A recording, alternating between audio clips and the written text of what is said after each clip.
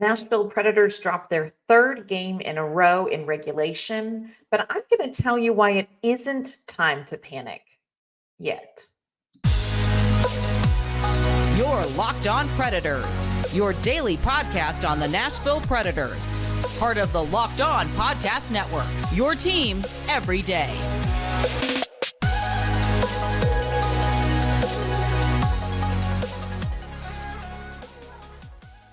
Welcome to the Locked On Predators podcast, and thank you for making us your first listen of the day. We are your free daily Nashville Predators podcast, part of the Locked On Podcast Network, your team every day.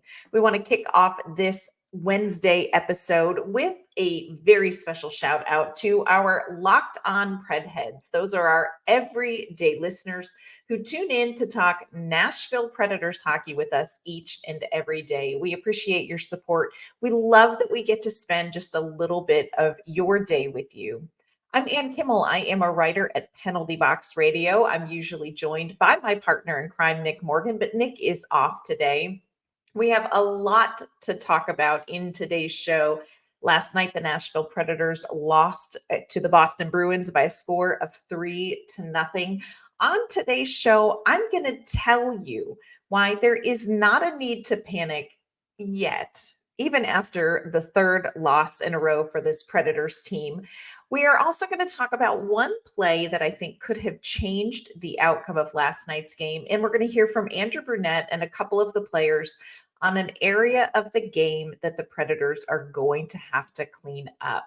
We're also going to wrap up this episode hearing from one of the favorite Nashville Predators in franchise history, retired PK Subban. He was back at Bridgestone Arena yesterday, and we got to hear from PK about a number of topics, including his Blue Line Buddies program, what he thinks of this Nashville Predators team, and is he team Josi for Norris? We're going to hear from him a little later in this episode. Before we dive into all of that, I do want to let you know that today's episode is brought to you by Game Time. Download the Game Time app, create an account, and use code LOCKEDONNHL for $20 off your first purchase. So the Nashville Predators last night lost their third straight game in a row to the Boston Bruins by a score of 3-0. And just saying the sentence out loud and the score out loud really does evoke an unpleasant feeling, probably among all Nashville Predators fans, not just me. But I'm going to tell you why we don't need to panic about the Predators quite yet. Before we get to that, though, here at Locked On Preds, anytime we recap a game, we kick it off by sharing our one word to describe the game. For me, my one word after last night's loss to Boston is Game of Thrones. Now, I'm going to be really honest with you. I know the reputation of Game of Thrones. I know the books are very popular. The show was really popular. Great characters, tons of action, definitely some power struggles in the storylines. And of course, the dragons. My husband and I were a little bit late to the party, as we are on all things cool and hip in pop culture. But we did start watching the show when everybody was so worked up about the fact that Game of Thrones was ending and there was going to be this amazing final show to Game of Thrones. And so we started watching it thinking, wow, I can't wait to get to that amazing final ending of Game of Thrones that everybody's so excited about. And then it aired. And nobody seemed to like how Game of Thrones ended. Now, that's the story of last night's game against Boston. This was a great hockey game, lots of action, definitely some good characters on both of these teams, a power struggle back and forth between Boston and Nashville throughout the game. You had heroes, you had battles, you definitely had tense moments, didn't have any dragons. So there's the downside of that game. But let's be honest, that ending sucked. The ending to the game last night against Boston absolutely sucked. It was a 0-0 game right up until the very end. And then Boston got 3 goals to finish out the game and make it a 3-0 game. In case you missed the game, we're going to run through our quick 30-second recap, and then I'm going to tell you why we don't need to panic yet. Boston did seem to come out of the gate with some momentum early, but both teams' goaltenders were very good throughout this game. Boston outshot Nashville 10-5 in the first period, but Nashville generated twice as many high danger chances in the opening 20, but the score remained 0-0. Nashville did have a power play chance in the first period. They had two in the second period, but could not capitalize. Nashville did gain momentum, though. They outshot Boston 12-6 in the middle frame, but the score was 0-0 after 40 minutes. Now, you knew when the third period kicked off, the way that the game was going, it really felt like a game where next goal wins. And it was the Boston Bruins that scored that next goal on a short-handed chance. It felt like maybe Nashville would have the momentum to tie things up, but Pavel Zacha scored with less than 3 minutes to go. Boston added an empty netter to make the final score 3-0. So the Predators now have lost to the Arizona Coyotes. They have lost to the Colorado Avalanche, and they have lost to the Boston Bruins after being on that 18-game consecutive point streak. Oh my gosh, what is going on? We have fallen off of a cliff. Hey, everybody, let's breathe and let's talk through this. Remember, my best parenting advice I ever gave my kids is that feelings are like farts. You can't always trust them, but they're an indicator of something. I don't think it's time to panic, even though our feelings may tell us, oh my gosh, Nashville just lost 3 in a row, headed into the playoffs. There aren't that many games left, to go in the regular season. This is not great. It's not ideal, but we don't need to panic. Let me explain to you why. First of all, even with these 3 losses, Nashville still has a 98.3% chance of making the playoffs. And here's what's real. Remember, friends, that at the beginning of this season, when we saw what this team was going to look like, we didn't even really think they were going to make it to the postseason. Like, that was the pipe dream. Like, if they could sneak into the postseason, this is a Predators team that isn't going to sneak into the postseason. And they're not going to get there because other teams fell out and they got lucky. They're going to get there because they've been beating quality teams. Second reason you don't need to panic quite yet. The Predators played very well against the Boston Bruins, and the Bruins are a cup contender this season. Nashville matched them nearly shot for shot in this game. The final shots on goal was 32-31 in favor of Boston. Nashville, if you look at the advanced stats, had the advantage in expected goals for 2.27 to 2.06. Nashville also generated more high danger chances in this game than Boston did. And we can also say overall that Nashville defended so much better than they had against Arizona and against Colorado after Ryan McDonough was removed from the game for a match penalty. The Predators had Alexander Carrier back. They're back with a healthy defense core. And here's the other thing that the game showed us against Boston last night. The Predators can match up well against teams that play with speed. Finally, I think you have to just look at this and not panic. Josi Saros was back in form in net. I think after that Arizona game when Saros was pulled and he just kind of looked like he wasn't tracking the puck well, you have this moment of panic, like, oh my gosh, are we losing the goaltending that's been such an important part of that consecutive point streak? Saros finished this game with a .935 save percentage. You hate to see him give up that shorthanded goal, but I think that wasn't necessarily on him. And we're going to talk about what some of the special teams problems were coming up. And, that second goal happened because really no defenseman followed the trailer on that play. But this really was back to that elite performance in goal that the Nashville Predators have to have from Josi Saros that we didn't really see in Arizona. I mean, this was great goaltending from both teams. Now, this is not to say that there aren't things that Nashville needs to address. And I think the first thing that's going to come to mind is the power play.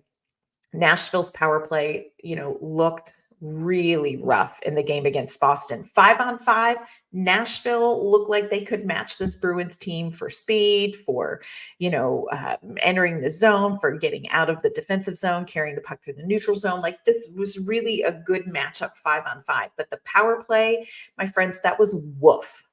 Linus Ullmark only faced 3 shots on 4 power play chances. That's 3 shots in 8 minutes on the man advantage. Not ideal. And here's what's real. We've talked about this before.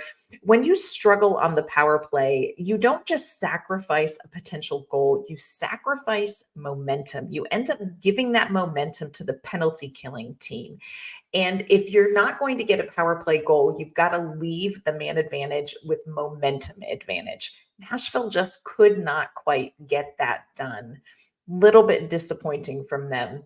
We are coming up, going to hear from Andrew Brunette and a couple of the players about the struggles on the power play. And I'm also going to tell you the one moment that I think may have changed the outcome of this game if it had just been an inch to the right. We're going to talk about that coming up in just a minute. First, want to let you know today's episode is brought to you by our great friends at Game Time. If you have been a longtime listener at Locked On Predators, you will remember Nick sharing a story about buying tickets with his dad to go see a Major League Baseball game. They were so excited to go and have this like father-son time together. And when they arrived, their seats were behind a pole. Well, Game Time is now an authorized ticket marketplace for Major League Baseball, which means you can get tickets to a game faster, easier, and without all the unwanted surprises at the ballpark.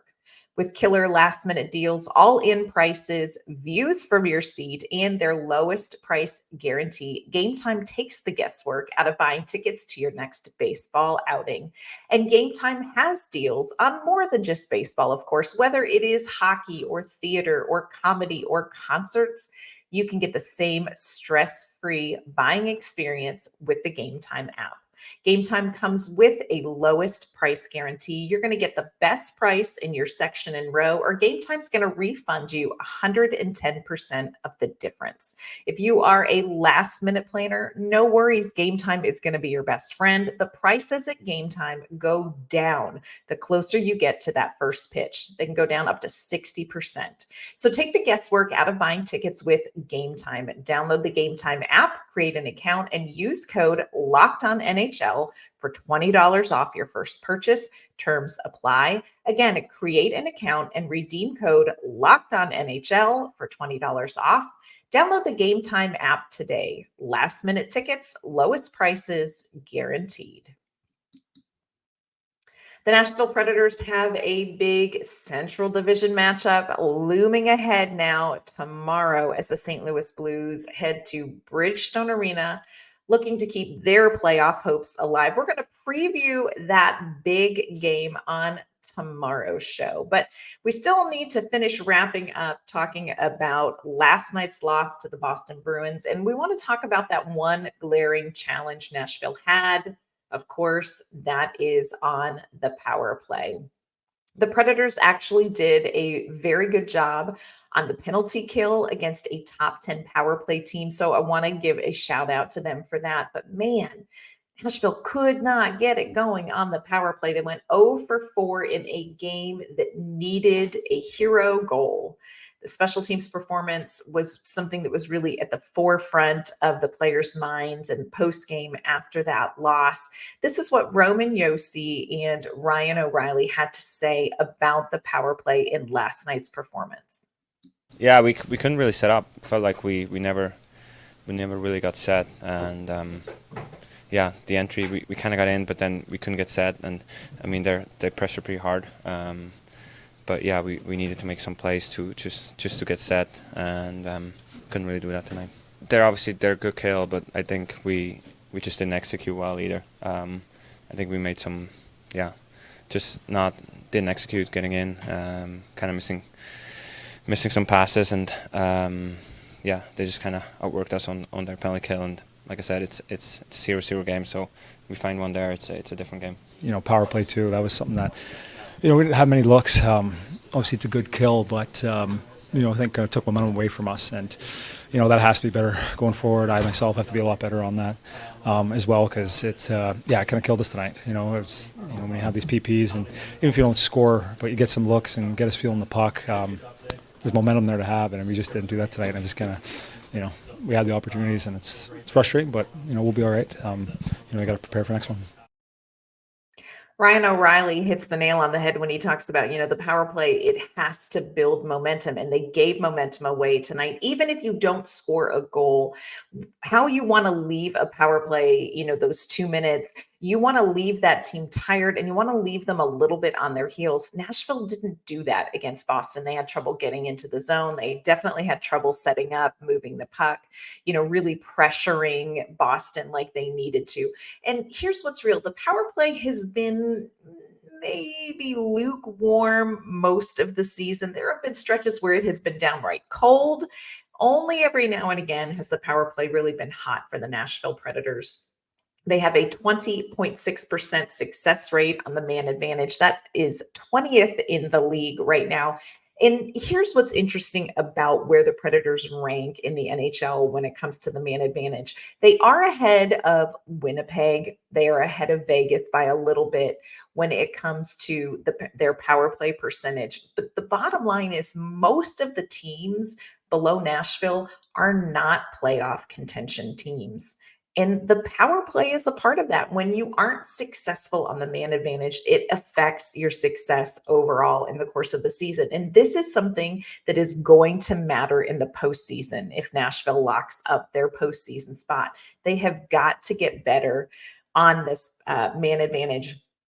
Andrew Brunette really kind of had, as he always does, very honest kind of answer when talking about like what's going on with the power play, what wasn't working tonight, what do you need to fix on it. And I thought he really gave some good insight into when we've seen the power play be very successful for Nashville and when, like last night, we see the power play struggle. This is what Brunette had to say about it after the game. I think it was good PK. And I think kind of what hindered us a lot of the year, the pace and the execution wasn't very good. And obviously, cost us the hockey game. I think we play slow on the power play. We play fast everywhere else. I think we play really slow. Well, I think we're trying to work on it, and I think it's been funny. I think we've had really good pace in big moments. In the Vegas game and some of those games come to mind where we need a goal and we got some really good urgency. And there's games that we get slow for some reason, and it's been a constant discussion. Move pieces in and out a little bit. It's just not flowing all that well right now, and for a big chunk of the year. I do think Brunette is right. You've kind of got to give some credit to Boston because they have a very, very good penalty kill, a very aggressive penalty kill. You saw the same thing against Colorado, a very aggressive penalty kill. But when you don't play with speed, you are just handing success over to an aggressive penalty kill. And you haven't seen Nashville play with speed at all last night in a lot of the season. And, Andrew Brunette talked about like, we just get slow. We play this fast, successful speed game at 5-on-5, and then we get on the power play and it's just a little bit of a slower pace. So that's something I think we really need to keep our eye on with any sort of man advantage opportunity coming up against St. Louis. What can the Predators do to kind of fix that pace when it comes to the power play? Keep our eye on that as these last couple of games in the regular season wind down, because again, got to have that power play going in the postseason. I talked about, pivot points in game, kind of points in each game, like a moment that you can sort of point to and say, hey, like this is where the game maybe turned, or maybe where the game could have turned.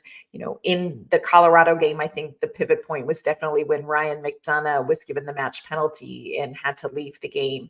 Last night, this pivot point was one of those moments where I think, man, but for an inch or two, this play would have potentially changed the entire outcome of the game. And incidentally, It was on a power play. It was one of the few quality opportunities Nashville got on the power play. And it happened in the second period with just over 4 minutes remaining in the game. The Predators got the puck into the offensive zone on the power play. Tommy Novak skated into the high slot, passed it off to Luke Evangelista in the circle. It looked like Evangelista was going to shoot the puck. And then he saw Roman Josi cross ice, made a fantastic cross ice pass to Roman Josi, wide open net, my friends. I mean, the net was yawning and the puck went off the post. And, it's funny when that play happened, actually, we were sitting up in media row watching that play happen. And just, there was this moment of all of us saying, okay, they've got to review that. That had to have gone in, and any minute now we're going to hear the horn go, because that had to have gone in, friends. It did not go in. And I really feel like that moment could have changed the whole outcome of this game for a couple of reasons. This really, even at that point in the second period, felt like this was going to be a 1-goal game, like next goal wins. And it would have been so great for Nashville to kind of get that goal. Remember, the Predators have had so much success in that 18, game consecutive point streak when they scored first. There was only 3 games with Vegas where they gave up goals early. Nashville, when they score first, that's a big part of their success. And I think that it would have been a part of the success in this Boston game. 1-goal lead in the second period, that means momentum, and momentum is everything, especially against a team like Boston, where you have so much talent. You've got great goaltending, you've got some excellent players, but to get on the board first, to get that goal in the second period would have given Nashville momentum. It would have given the team confidence. It would have given them energy. And I think it may have changed the outcome of the game. Now, the hockey gods, for whatever reason, decided to not let that happen. But, I think that could have been one of those moments that could have changed the game. I was texting with my husband and said that right there is going to haunt them. And I think that it did. Now, the Predators did have an extra special fan in attendance last night. Bridgestone was rocking. So shout out to any of you all who were there. It was really a great environment. But they had an extra special fan in attendance last night, and that was PK Subban. PK Subban came back to Nashville, visited Bridgestone Arena yesterday. He signed his puck on the Gary Force Acura Alumni Wall in Bridgestone Arena, and he talked about his Blue Line Buddies program and with the Nashville Predators. We're going to talk about, or we're going to hear from PK Subban. He was great to sit down and chat with everybody about the Blue Line Buddies program, to also talk about what he thinks about Nashville's run right now. And he had a pretty interesting perspective on the whole Roman Josi for Norris conversation. So we're going to get into all of that coming up here in just a moment. First, want to let you know today's episode is also brought to you by our great friends at FanDuel. April is possibly the best sports month of the year. I've heard this debated, but I'm thinking April may be it. Baseball has kicked off. You, of course, still have hockey winding down the regular season and amping up for those postseason games ahead. Still have the Final Four in men's and women's basketball to look forward to. The sports calendar right now is loaded, and FanDuel is making it even more exciting to get in on the action. Right now, new customers are going to get $200 in bonus bets with any winning $5 bet. That is $200 you can use to bet on the tournament, Major League Baseball, NBA, NHL, and so much more. If last night's game at Bridgestone Arena has you thinking Nashville's going to come out hot with a strong performance against the St. Louis Blues tomorrow night, you need to head to FanDuel.com and check out the odds and the wagers available for that game. So go to check out FanDuel.com/locked on, and you can make your first bet a big win. Again, that is FanDuel.com/locked on. FanDuel is America's #1 sportsbook. Again, coming up on tomorrow's show, we're going to have a preview of this huge Central Division matchup between the Preds and the Blues. It's going to be an important game at Bridgestone Arena, and we will make sure that you are ready for that game with our preview and our keys to the game.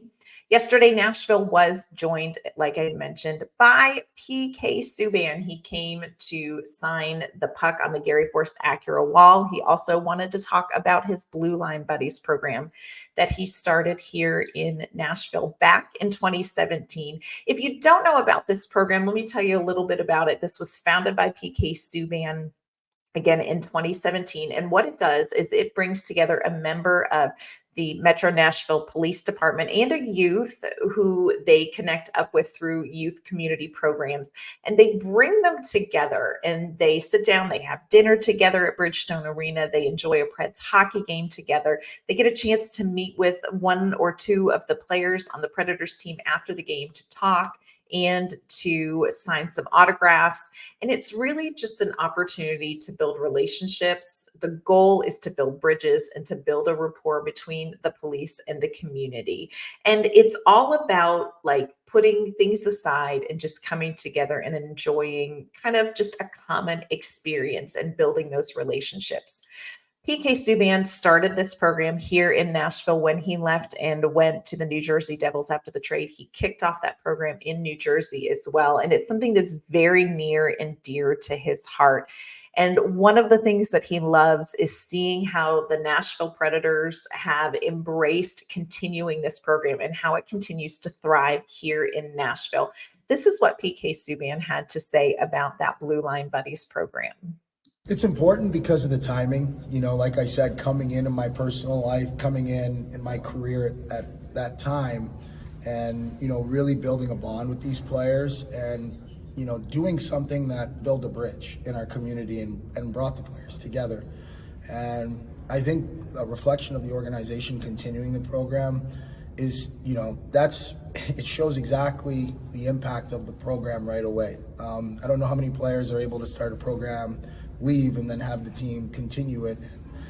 It's not so much a reflection on me and the team, but the players. You know, the guys want to continue it and have supported it, and I'm grateful, but it's reciprocated. It's always been that way since I've come to Nashville. They've always appreciated what I brought to the organization, and it's vice versa. So, you know, I think that this program has been spectacular, and I hope to see it blossom and grow into something potentially bigger in other cities eventually. But one thing is for sure, it started in Nashville, and this will always be Blue Line Buddies' home. So many of the Nashville Predators players have really embraced this Blue Line Buddies program and are involved in continuing it, meeting with the police officers and the young people that are involved in the program. And it's just such a neat thing to see it continue even after PK left. Over the off season, we're going to talk about some of the other programs that some of the other Predators players have started, some foundations and some programs that they run. I just think it's really interesting.